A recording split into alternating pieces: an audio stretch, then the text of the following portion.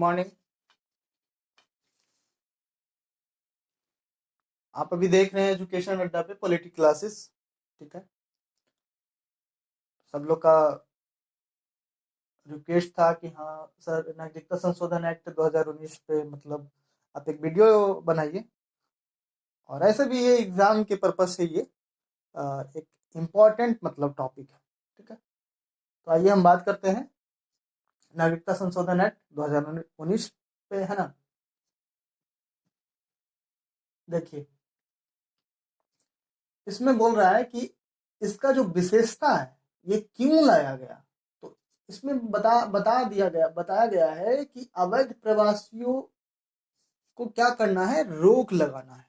अवैध जो प्रवासी, अवैध लोग जो आ जाते हैं उस पे क्या करना है, ये इस एक्ट के थ्रू क्या होता है, इसको रोक लगाया जाता है। ठीक है, अब रोक लगाया जाता है जैसे कि मान लीजिए कि आपके घर में एक कमाने वाले हैं, है ना। एक कमाने वाले हैं और 10 खाने वाले हैं, और उसमें भी कुछ गेस्ट आते हैं, कुछ इंपॉर्टेंट गेस्ट। ओके, ठीक है।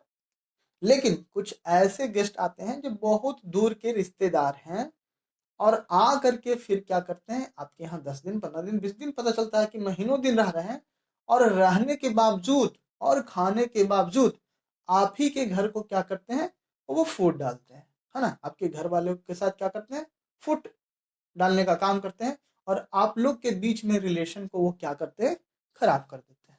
ठीक है, तो इससे बेटर क्या था कि उस आदमी को, उस शख्स को इस परिवार में एंट्री नहीं देना है। आप उसको गेट पे ही निषेध कर दीजिए, प्रवेश निषेध है, खत्म बात हो गया। ना आएगा, ना वो फूट डालेगा, और ना रिलेशन आपस में बिगड़ेगा, खत्म सा बात। तो ऐसे ही देश में बाहर के लोग को यहाँ पे प्रवेश दिया जाता है, फिर वो क्या करते हैं, यहाँ अवैध धंधे करते हैं, बहुत तस्करी करते हैं, बहुत गलत काम करते हैं, यहाँ से डेटा चुराते हैं, डेटा दूसरे देश में लेके जाते हैं। ये सब चीज क्या होता है, हमारे देश को हानि पहुंचाता है ना।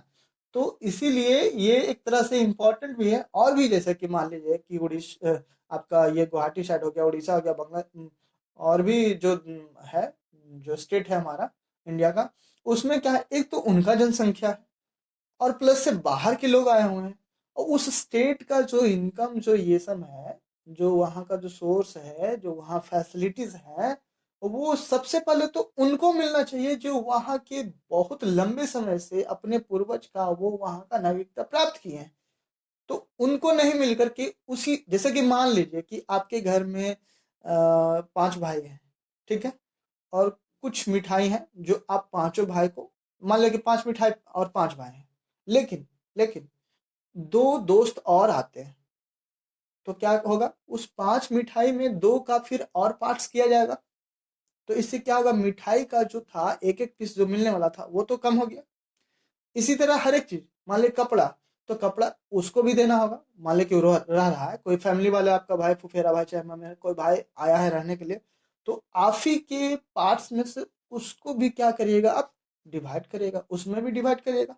तो इससे क्या होगा, संसाधन में कमी आएगी, मतलब कि जो फैसिलिटीज हैं वो कम पड़ेगा, है ना, कम पड़ेगा सर। ठीक है, तो यहाँ इसी तरह से मतलब वही एग्जांपल यहाँ समझिए, एकदम सेम वही एग्जांपल है। उसके लिए हम लोग क्या करते हैं, बाहर के लोगों को आने ही नहीं देते हैं। क्या करें, 2 दिन 4 दिन रहना, उसके बाद जाइए भाई, है ना। अब बोल तो नहीं सकते हैं, बट हम लोग क्या करते हैं, कुछ ना कुछ करते हैं ऐसा एक्टिविटी जिससे वो चले जाते हैं। गलत है, बट क्या करें, मजबूरी है ऐसा, है ना। सबके साथ है भाई, अपना घर जाओ, मतलब रहो, गेस्ट गेस्ट जैसा होता है ना। लेकिन यहाँ क्या करते हैं, सब आ करके देश में क्या करते हैं, बाहर के लोग आते हैं, बसते हैं, अवैध धंधे करते हैं, है ना। इससे देश क्या होता है, देश को घाटा होता है। ठीक है, अब देखिए यहाँ पे क्या हो रहा है, यहाँ पे हो रहा है कि इसी को अवैध जो है, उसी को अवैध जो प्रवासी लोग हैं, नागरिकता यहाँ का ले लेते हैं, उसी को क्या करना है, रोक लगाना है। उसके लिए ही क्या आया है, एक्ट आया है। एक्ट में क्या है, संशोधन हुआ है। एक्ट तो है, एक्ट तो था ही, उसमें संशोधन किया गया। संशोधन क्या किया गया है, यहाँ पे आप देखिए। ठीक है, देखिए क्या बोल रहा है कि अवैध प्रवासियों की परिभाषा। सबसे पहले तो अवैध किसको बोलते हैं, अवैध प्रवासी किसको बोलते हैं। तो कह रहा है कि अवैध प्रवासियों के भारत की नागरिकता हासिल करने पर रोक लगाता है, ये इसका एक्ट का काम है ना। लेकिन अफगानिस्तान, बांग्लादेश और पाकिस्तान से अवैध प्रवासियों जो हिंदू, सिख, बौद्ध, जैन, पारसी और ईसाई है, उनको भारत की नागरिकता प्रदान की जा सकती है ना, की जा सके। ये लाया किस लिए गया है कि आसानी से उन 3 देशों को, अफगानिस्तान, बांग्लादेश, पाकिस्तान को, जहाँ पे वहाँ के लोग जो हिंदू, सिख, बौद्ध, जैन, पारसी और ईसाई हैं, उनको भारत की नागरिकता आसानी से मिल सके, है ना। इसीलिए ये एक्ट में संशोधन किया गया है। कैसे कैसे नागरिकता मिलेगा? तो देशीकरण द्वारा नागरिकता मिलेगा। देशीकरण क्या है? किसी व्यक्ति को देशीकरण द्वारा नागरिकता प्राप्त करने के लिए आवेदन करने की अनुमति प्रदान करता है। ये जो एक्ट है, आप इस एक्ट के थ्रू, आप देशीकरण के थ्रू इस देश में, भारत में नागरिकता ले सकते हैं। कैसे? रजिस्ट्रेशन करवा करके, है ना। इस रजिस्ट्रेशन में क्या क्या होना चाहिए, क्या क्या अनिवार्यता है, उसके बारे में बात करते हैं। कह रहा कि एक निश्चित समय अवधि से भारत में रह रहे होंगे, जो जिनको नागरिकता यहाँ का चाहिए, जो रजिस्ट्रेशन करवा रहे हैं, वो किसी निश्चित समय सीमा से यहाँ भारत में वो रह रहे होंगे, तभी वो अप्लीकेबल होंगे। या केंद्र सरकार की नौकरी कर रहे होंगे, या भारत में केंद्र सरकार की नौकरी कर रहे होंगे, तब। ठीक है। नागरिकता के लिए आवेदन करने वाला व्यक्ति आवेदन की तिथि से 12 महीने पहले से भारत में रह रहा है। अगर आप बाहर के हैं, केंद्र सरकार में ड्यूटी करते हैं, नौकरी करते हैं, आप चाहते हैं कि हम यहीं के हो जाएं, यहीं के, तो आपको कम से कम कितना, तो 12 महीना आप एप्लीकेशन जो लिख रहे हैं, एप्लीकेशन कि हम यहाँ का नागरिकता लेना चाहते हैं, उसके लिए आपको 12 महीना पहले यहाँ से आप, जिस समय आप 12 महीना पहले से ही भारत में वो रह रहा होगा, तभी वो क्या होगा, वो नागरिकता लेने के लिए अप्लीकेबल होगा, है ना।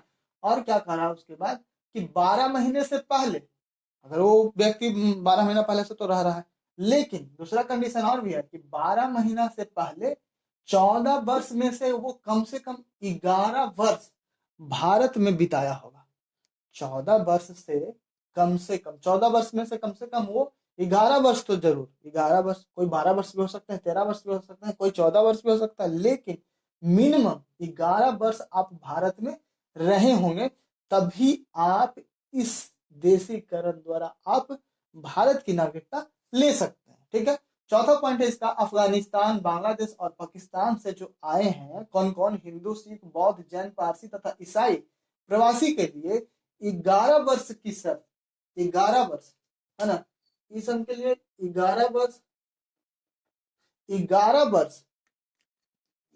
सॉरी 11 वर्ष है, 11 वर्ष में से 11 वर्ष में से कम कितना,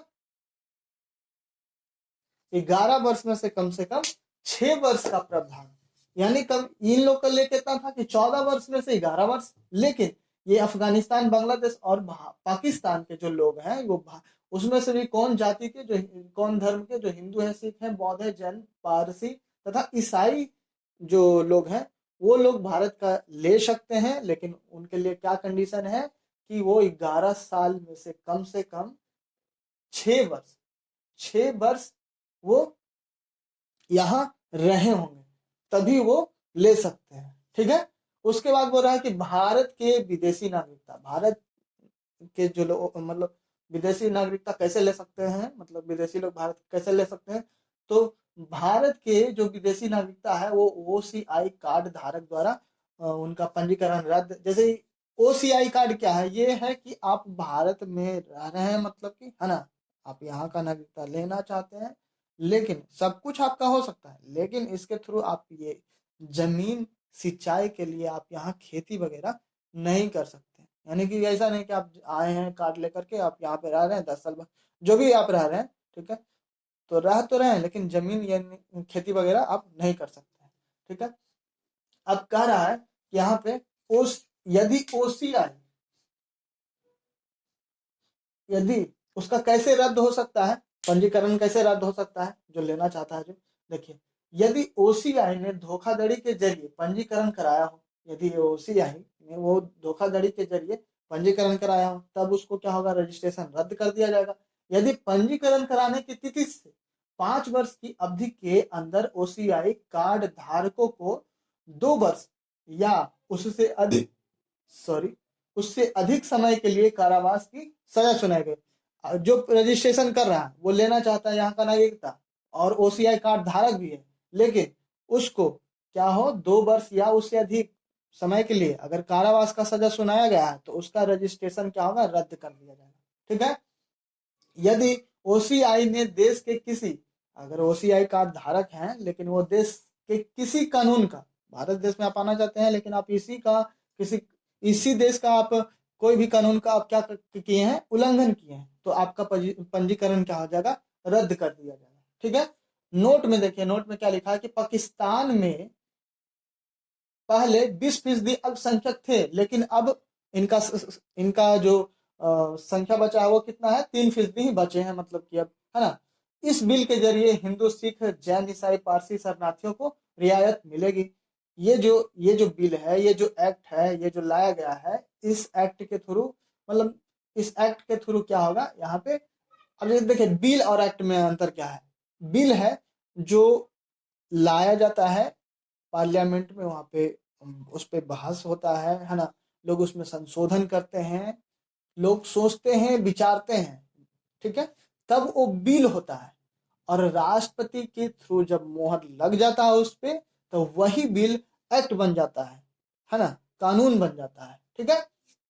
तो बिल और एक्ट में ये फर्क है। उसके बाद देखिए इसमें क्या मुद्दे थे, प्रमुख मुद्दे क्या है कि आर्टिकल जो 5 है वो 11 का क्या करता है, उल्लंघन करता है, जो नागरिकता के आधार पर नागरिकता के अधिकार को परिभाषित करता है। 11 नंबर का क्या करता है, 5 है जो उसको क्रॉस कर रहा है ना, उस पर कटाक्ष कर रहा है। आर्टिकल 14 का उल्लंघन हो रहा है इस एक्ट के थ्रू, है ना। इस एक्ट के थ्रू आर्टिकल 14 का उल्लंघन होता है, सही है। नोट कर रहा है कि अभी सरकार ने अवैध प्रवासियों के बीच धर्म के आधार पर अंतर करने के पीछे का तर्क स्पष्ट नहीं किया गया है।